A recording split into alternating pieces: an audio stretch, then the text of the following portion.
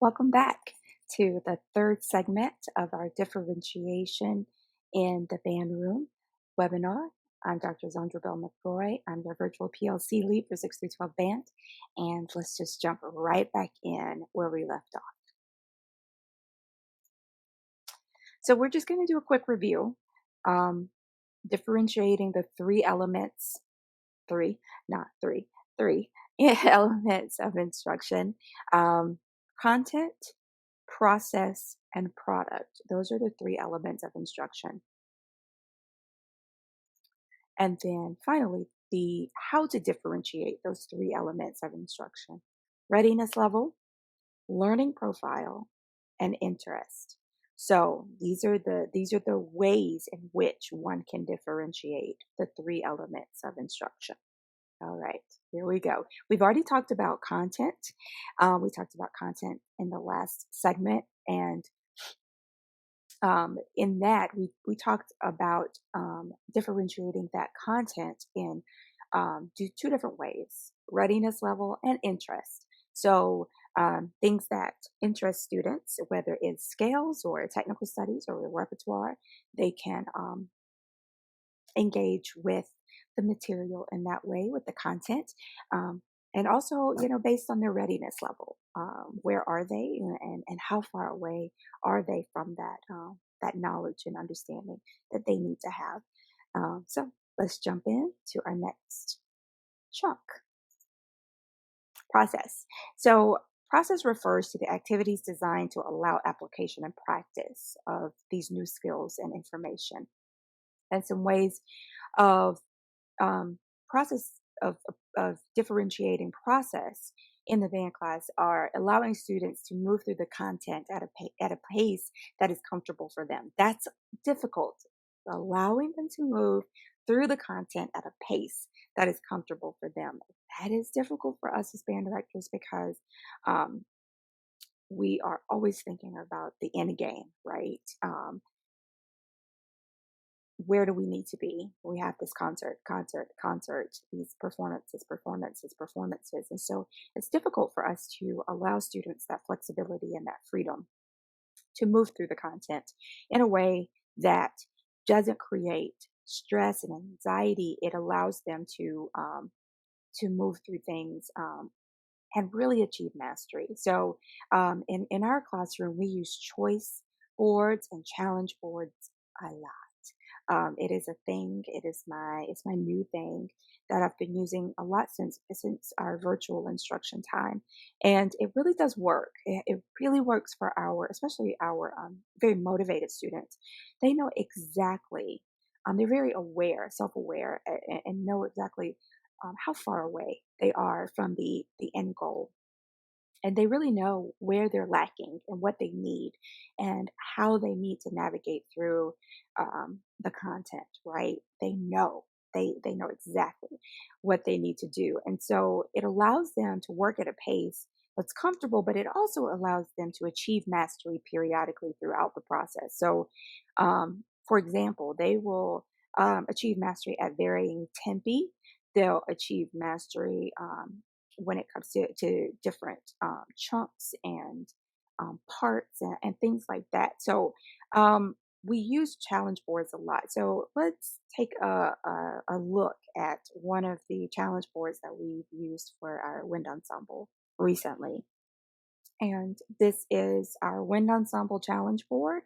And we just allowed the students to work through this on their own. This was during some of our digital learning days that we had. And we weren't able to meet as a group.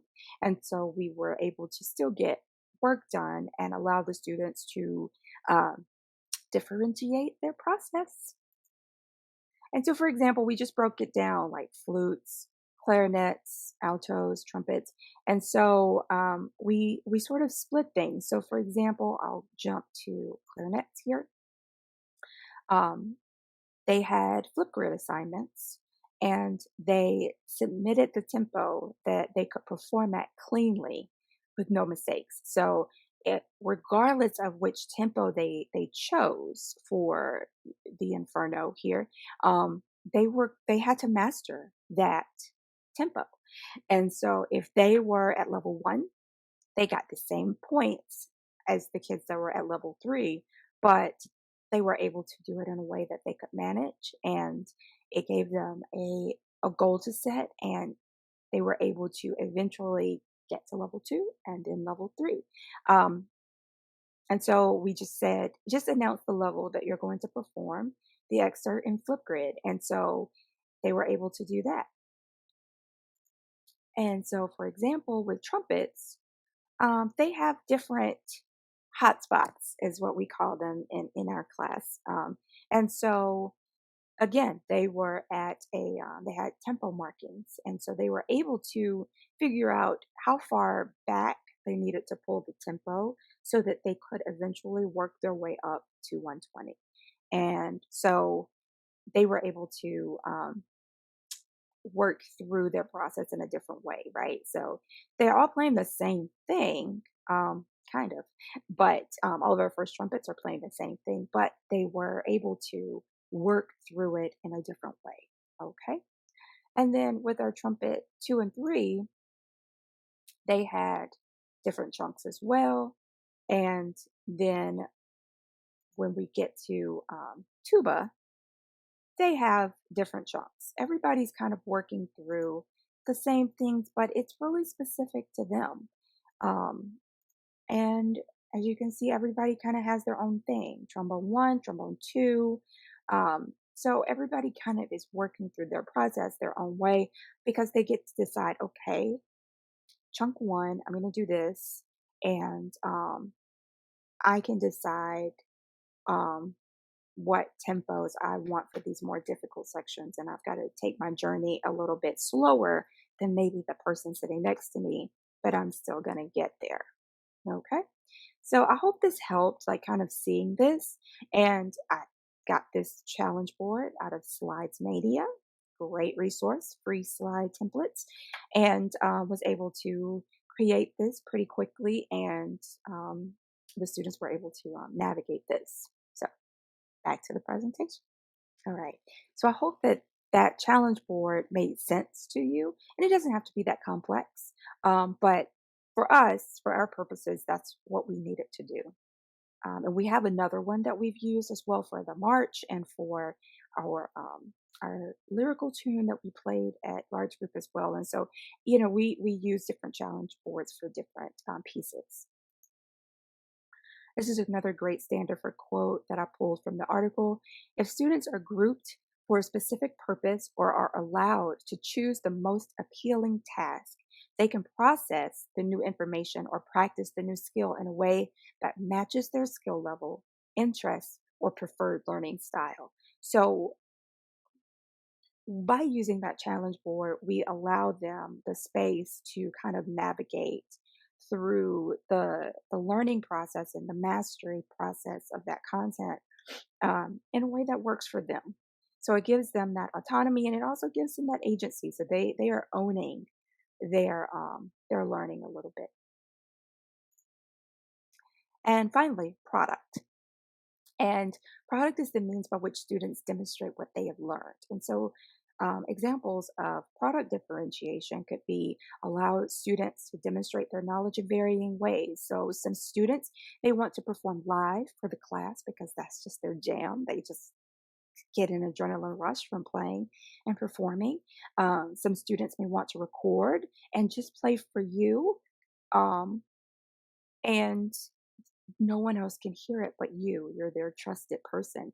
And then some students may want to compose a piece and perform it. And so using the same concepts and the same skills that are in the music, they say, well, I mastered that music a while back, and you can confirm, yeah, you did. Using those same skills and those same concepts, compose your own piece and then perform it for us, and it gives them that freedom and that agency and that autonomy. And then another thing that we can do is, I'm just going to move my face out of the way there.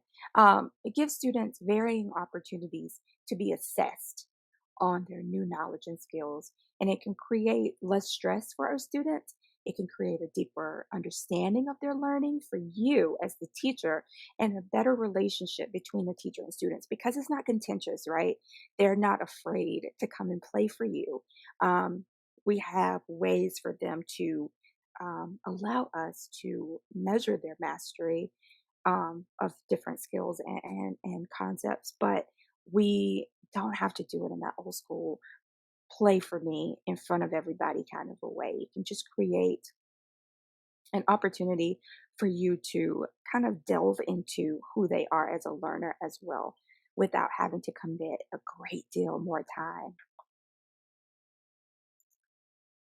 All right. And finally, let's pull all of this together.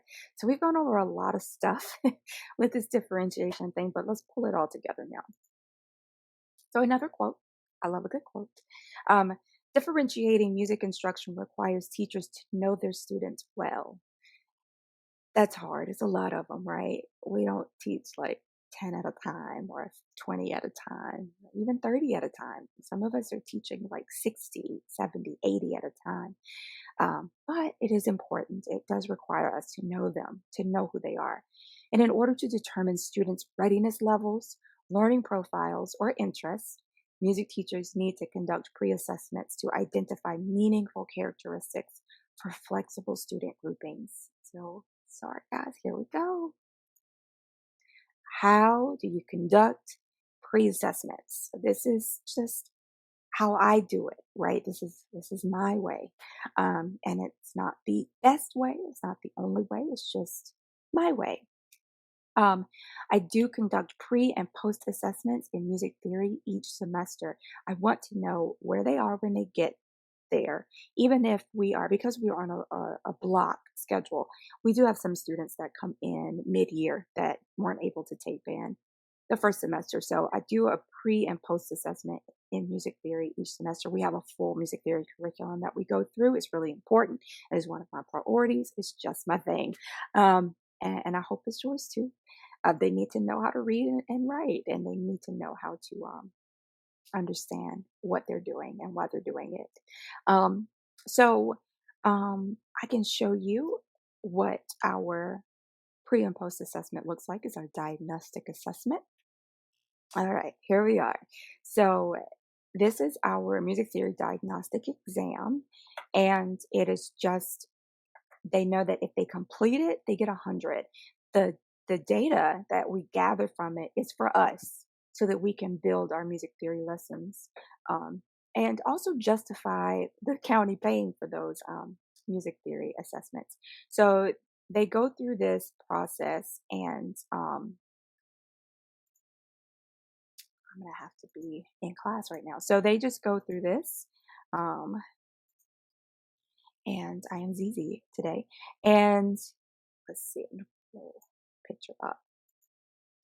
And they have to go through and complete all this. So it's a lot. It's identifying notes, making sure that they're identifying notes in both clefs, ledger line notes, on the staff notes, all the things, and also definitions as well. And it goes on like this throughout. And so they the assessments are broken up by kind of like by chapter through from our music theory curriculum.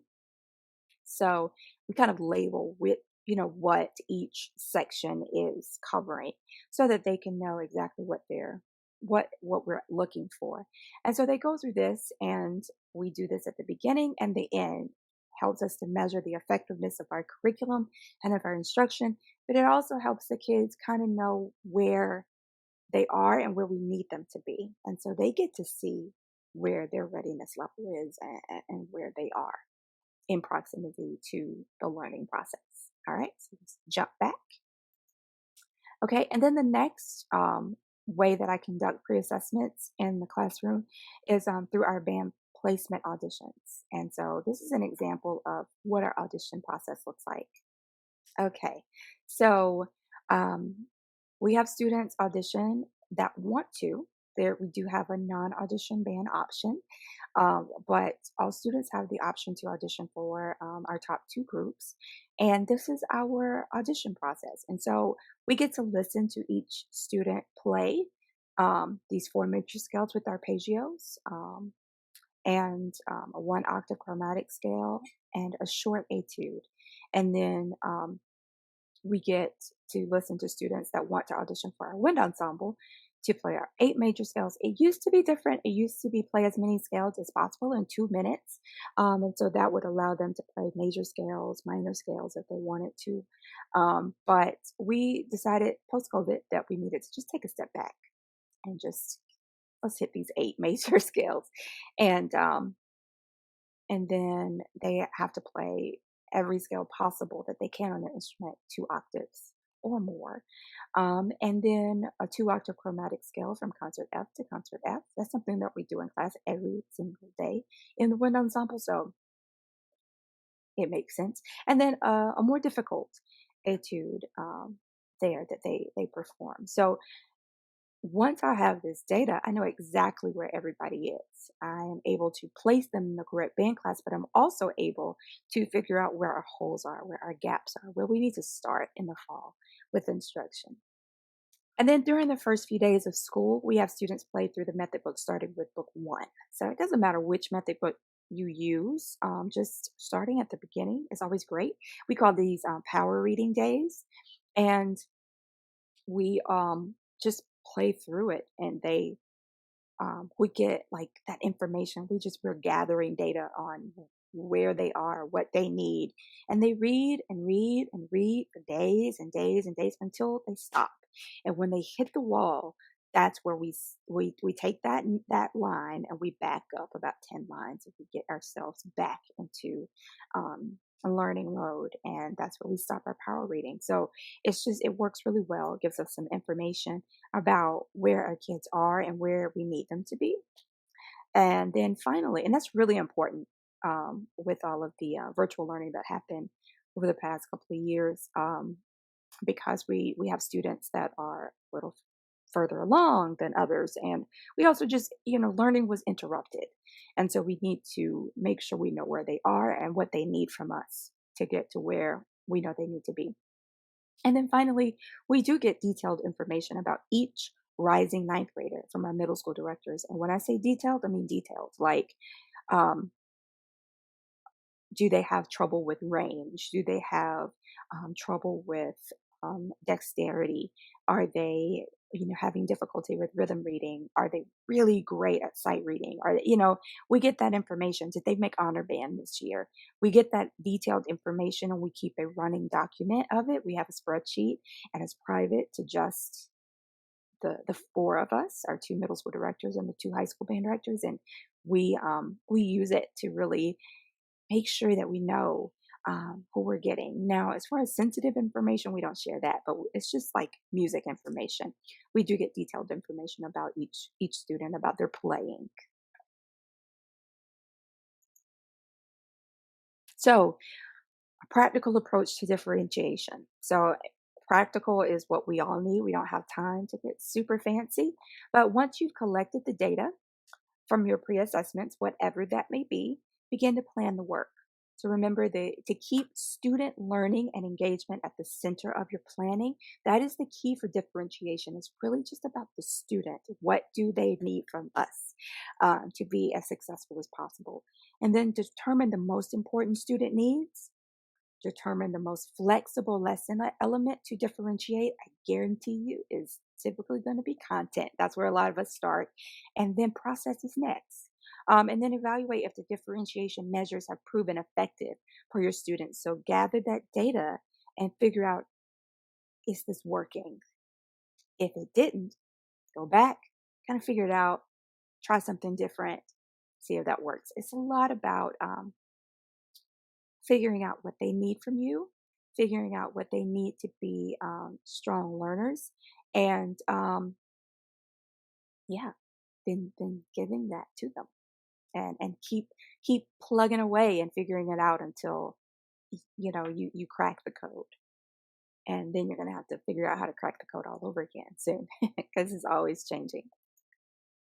Another good quote: careful planning is required to determine how content, learning processes, or products may be differentiated with respect to students' readiness levels, learning profiles, or interests.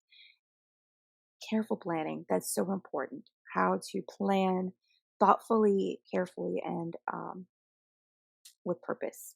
It's really important.